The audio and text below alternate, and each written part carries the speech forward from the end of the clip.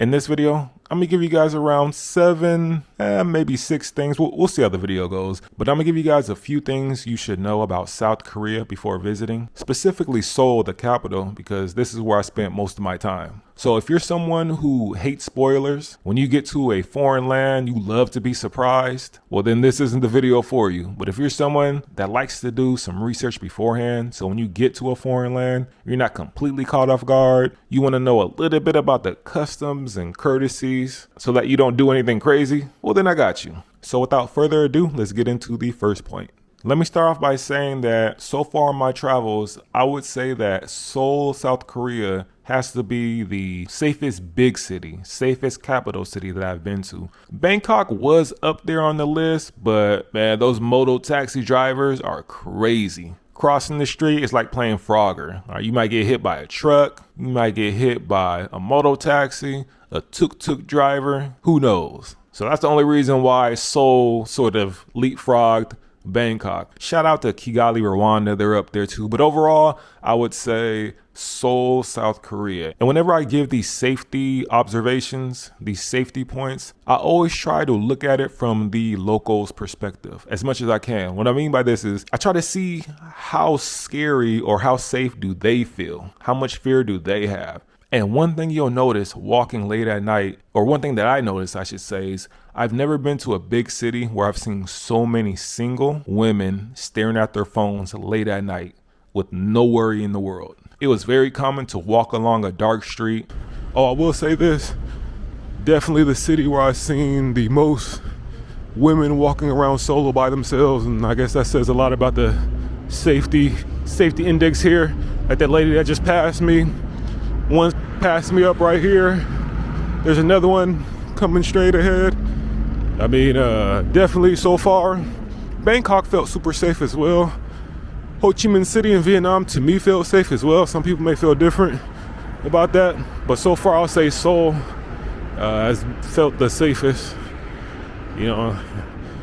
And I usually judge just based off of what I see as well. Again, I've seen so many women just out and about on their phones at night, walking around. Let me get in the subway. I'm gonna catch you guys at the next one. We'll talk about it in another video.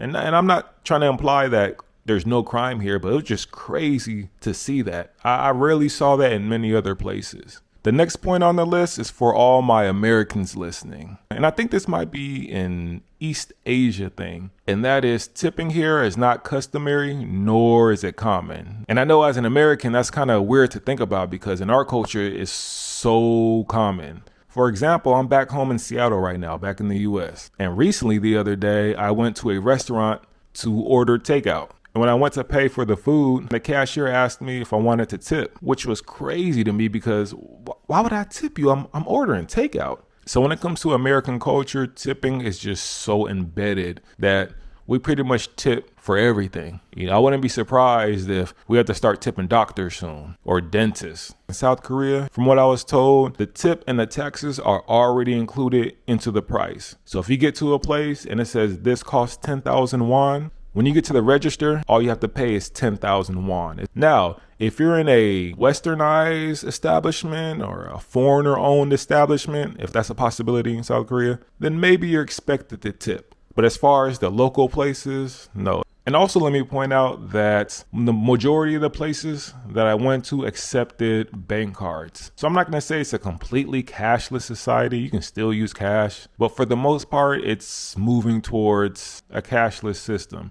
Even some of the small mom and pop shops accepted credit cards. So when you arrive in Seoul, you don't have to go to the ATM and pull out $600 in the local currency. I pulled out maybe $100 worth, and it took me 2 weeks to use up all the cash. Now, all of this leads me into my next point, which is that Seoul, South Korea is a lot more affordable than I expected. My initial plan was to visit South Korea and then go to Japan. When I looked up the prices in Tokyo, Japan, the accommodation prices, I said, you know what, maybe I'll go another time, maybe during tax season, because the prices were crazy. But then when I looked up accommodation prices in Seoul, I was pleasantly surprised that it was a lot more affordable. Because you would think that, oh, this capital city that's super modern and Samsung and Hyundai, LG. Is LG from South Korea? I think maybe not.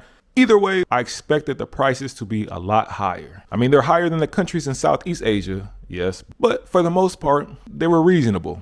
And yes, if you guys saw my first video, I was living in a cell block, but they did have other options. I just chose that one because I liked the area and I didn't mind it.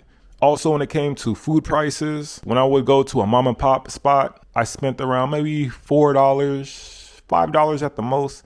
And then if I got fancy and wanted something a little bit more bourgeois, I spent around $8, $9. But I will say this, quick disclaimer, I mainly stayed in the university area. So if you're in a tourist area, like I think Myeongdong, I think they said Myeongdong, or like the Hongdae area, prices may be a little bit more inflated. And lastly, I can't really give transportation costs because not once did I use a ride sharing app, like Uber or their version of Uber. The whole time I took the subway because their subway system is very extensive and it connects basically the whole city together. And each one way for me was roughly $1. And then unlike some other countries, and I don't remember if they did the dual pricing where they had one price for locals and one for foreigners. I don't remember seeing that. There's some countries that have that. Basically, overall, on this point, the place is more affordable than you would think.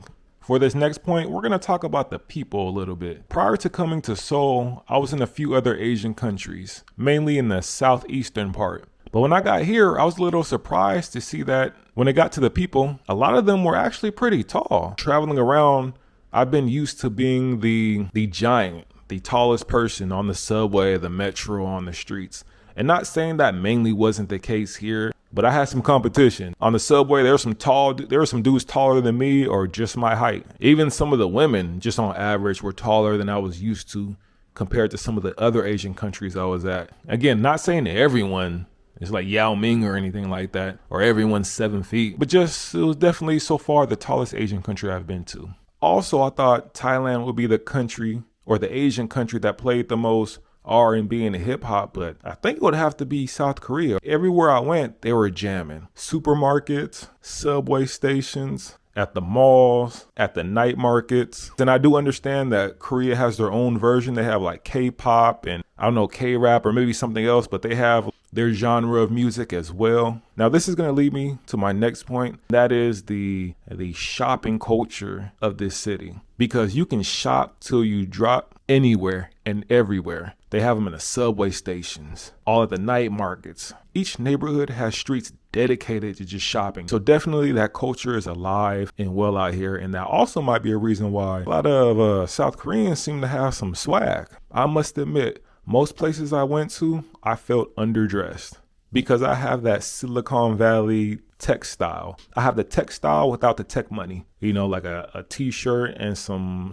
jeans, and that's it. So everywhere I went in South Korea, I felt underdressed because people are they're serious about fashion out here. And last but not least, the final point is that it was very interesting to learn about the history of South Korea. They literally went from 0 to 100 real quick. They basically went from nothing to something, all within one generation. Not 200 years, 300 years, 500 years, all within one generation. They turned their society around. They've definitely had help. They had aid. They've had countries, things like the US, share their technological know-how with them. And I'm sure some other countries added their 2 cents in. I don't want to get too deep into this. Basically, they've had help, but for sure, it took some work ethic, good policies, competent leadership in order to, again, change a society within one generation. So definitely shout out to South Korea. That's impressive. But with all that being said, these are a few things I want you guys to know about South Korea, specifically Seoul, the capital city. And if you're visiting, I think I forgot to mention this as well. South Korea in general has all 4 seasons. They have all 4 seasons, but each season is an extreme. So when it's wintertime, it's freezing. When it's summertime, it's hot. Double check to see what season it is